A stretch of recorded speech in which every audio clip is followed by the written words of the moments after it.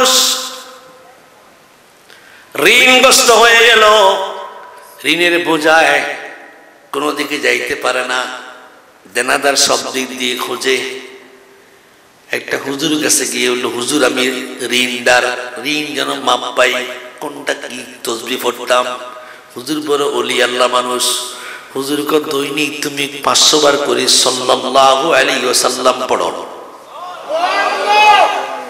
কি পড়তে বলছেন? সাল্লাল্লাহু আলাইহি ওয়াসাল্লাম। এখন আমি তো করতাম, তুমি জিকির করো, এমন জিকির করবা যাতে করে ঘরের দরজা পর্দা সব ভাঙা যায়। এখন তো জিকিরের অভাব নাই, খাড়া জিকির, বসা জিকির, শুইয়া জিকির, বাতি নিবাইয়া জিকির। হাই রে বাবা, কত ফিরছে বাইরে এসে বাংলাদেশে, কষি কষি ফির, এখনো নাবি শুকায় নাই, এইটাও ফির। যত মরগের বাচ্চা হুজুরের নি খাবাইতে আসে, আর হুজুর অল্প দিনে খাইয়া এই তাজা। সাহাবায়ে কেরাম ইসলাম করেছেন, পৃথিবীর সবচেয়ে 1 নম্বর মানুষ, 1 নম্বর মুমিন পৃথিবীতে সাহাবায়ে কেরাম রাদিয়াল্লাহু তাআলা আজমাইন। ওদের মতো ইমানদার আল্লাহ খুঁটা দিয়েছেন।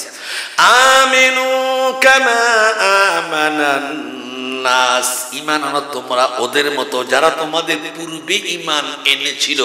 সেখানে ব্র্যাকেটে আমরা পেয়েছি, সেখানে পূর্বের ঈমান এনেছিল ভিতরে কাদের নাম?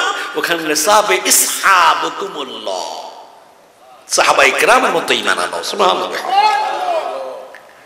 আমাদের ঈমানটা হলো দুরু দুরু কচু পাতার পানির মতো, কতক্ষণ এই দলে কতক্ষণ ওই দলে, ঠিক না? যদি আল্লাহ ভালো খাবার তো ভালো, তাহলে মনটাও ভালো। আর যদি আল্লাহ কোনো মুসিবত দে, মনটা তেমন ভালো নাই, ঠিক না? বেরি বলেন। শয়তান আল্লাহরে চ্যালেঞ্জ করে, আল্লাহ কি আইয়ুবের যে তোমার বন্দিগি করে একটা রহস্য আছে। কি রহস্য? এই সুখে শান্তিতে আছে বিদায় তোমার ডাকে বেশি।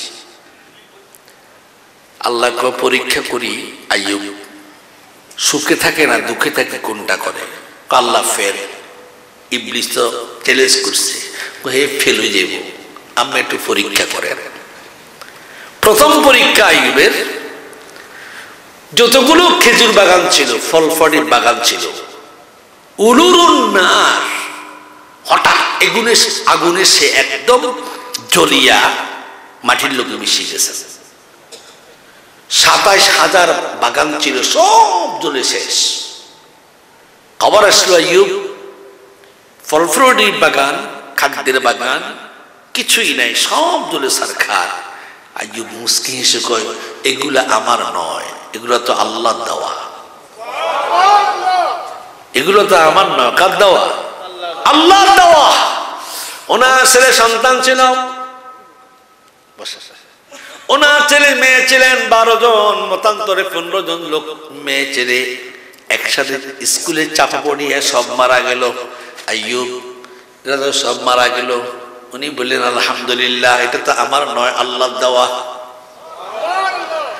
ওনার হাট বাজারে সমস্ত বকরি, দুম্বা, ওট, বেড়া, ছাগল যা আছে সব শেষ।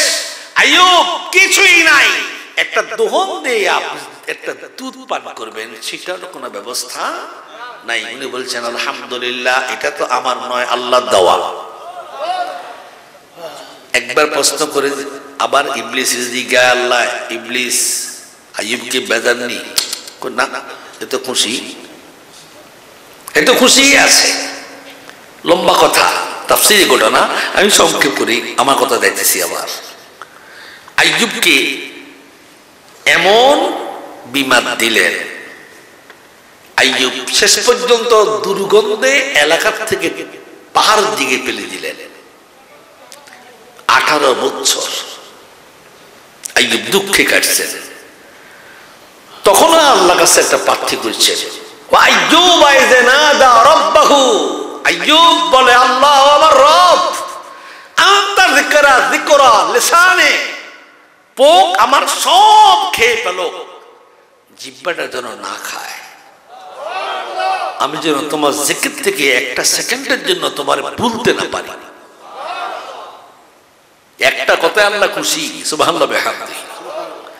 আল্লাহ রাব্বুল আলামিন সঙ্গে সঙ্গে আইয়ুবকে বললেন, ইয়া আইয়ুব, আপনি যে পাথর উপরে বসেছেন এই পাথরটাকে আপনি পাও দিয়ে একটু ঘষেন। পাও দিয়ে ঘষার পর সেখান থেকে দুইটা নহরের পানি বের হলো, হারুম বিলা বারিদা, ঠান্ডা আর গরম। আল্লাহ আইয়ুব ঠান্ডা পানি পান করুন, গরম পানি দিয়ে একটু মালিশ করুন। যখন আইয়ুব পিঠ লাগ পায় না, পিছের দিক দেখে না, আল্লাহ জিব্রাইল তাড়াতাড়ি করে যাও, আমার আইয়ুবের সবরের কারণে, ধৈর্যের কারণে, আমি আল্লাহর কাজের উপরে খুশি থাকার কারণে আইয়ুবের প্রতি এত দয়া করলাম, খুশি হয়ে গেলাম, তুমি যাও আমার আইয়ুবের পিঠির ভিতরে পানি দিয়া মোশন করে দাও। 18 বছর আইয়ুব যেমন এখনো থাকবে তেমন, এক চুল বেশ কম করা যাবে না।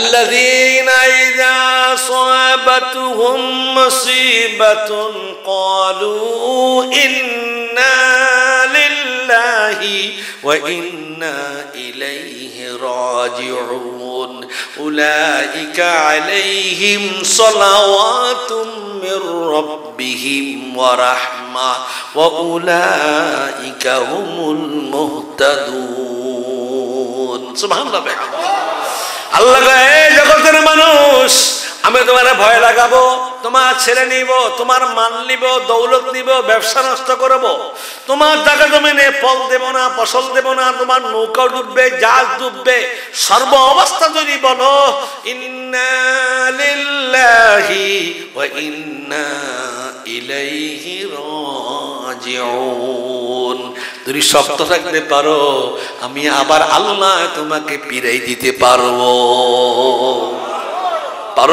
পারবে কি পারবে না?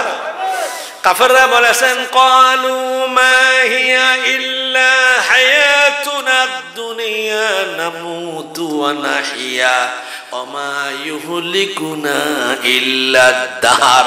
কোরআন শরীফ কাফেররা কয়, এ মুহাম্মদ, তুমি যে বললা আমি ওয়ারাহিল বারযাক, এই পরে আর একটা জীবন আছে, কবর আর হায়াত আছে, মিথ্যা কথা। মরে গেলে আর কেউ তুলতে পারবে না। আল্লাহ রাসূল কয় পারবে। সঙ্গে সঙ্গে আল্লাহ মেসেজ করলেন, রাসূল তারা বলছেন ইল্লা দাহার, পারবে না তো আপনি জবাব দেন। সুবহানাল্লাহ জোরে হুজুর জবাব দেন, আল্লাহকে জবাব দেন। কুলিল্লাহুল্লাযী ইউহয়িকুম সুম্মা ইউমীতুকুম সুম্মা ইউখরিজুকুম ইলা ইয়াউমিল কিয়ামাতি লা রাইবা ফীহি। যারা আলেম তারা বুঝবেন, লা রাইবা, লামে তাকিদের সিগা ফাইল দিয়ে বলছেন লা রাইবা ফীহি। কোটি বছর আগে এই গ্রামে কি নাম? চারিগাড়ি চক। এই চারিগাড়িতে 100 নয়, 200 নয়, 1 কোটি বছর আগে আমাকে বা সভাপতি সহসভাপতি যারা আছেন ওদের একজন যদি মারা যায়, যেই কাফনটায়, যেই আতরটায়, যে কাপড়টায় যেভাবে আপনাকে দিয়েছে, আপনি ক নম্বর দাঁড়িয়ে রেখে রাখছেন, ক নম্বর দাঁড়িয়ে নিয়ে কবর হয়ে গেছেন, কতটুকু দাঁড়িয়ে দরকার ছিল, কতটুকু দাঁড়িয়ে আপনি রেখেছিলেন, অতটুকু পর্যন্ত যেমনই আপনাকে কবরে ঢুকেই দিয়েছে, ঠিক কোটি কোটি কোটি কোটি সহস্র কোটি কিয়ামতের একদিন আগে আল্লাহ ডাক দিবে, ওয়ানফিখা ফিস-সূর ফাসাইকা মান ফিস-সামাওয়াতি ওয়াল আরদ।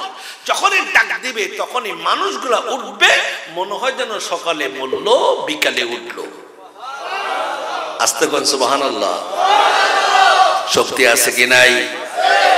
ছোট্ট কদ্দুরা কাফর, দাড়ির ভিতরে কাফুর দিলেন, মুখের ভিতরে কুফালে কাফুর লাগাই দিলেন, আতর দিলেন। আমার নবীজি বলেন হুয়া আদানিহি ওয়া ইন্নাল লিবাসাত তাকওয়া, আমার সুন্নত দিয়ে আজ তোমার কবর দিছে, কিয়ামতের ময়দানে তুমি কাফন সহ উঠবে। ঘোষণা কি ইহুদিটা থাকবে না আল্লাহটা থাকবে? জোরে বলেন। কুলিল্লাহুল্লাযী ইউহয়িকুম সুম্মা ইউমীতুকুম সুম্মা ইউখরিজুকুম ইলা ইয়াউমিল কিয়ামাতি লা রাইবা ফীহি। নিঃসন্দেহে নিঃসন্দেহে, নিষ্কুলুঙ্কে, নিশ্চিন্তা, কোন চিন্তাবিহীন আমি আল্লাহ কোন বলবো, কুটি বুচ্চর আগে যেমন ছিল তেমনই উঠে যাবে।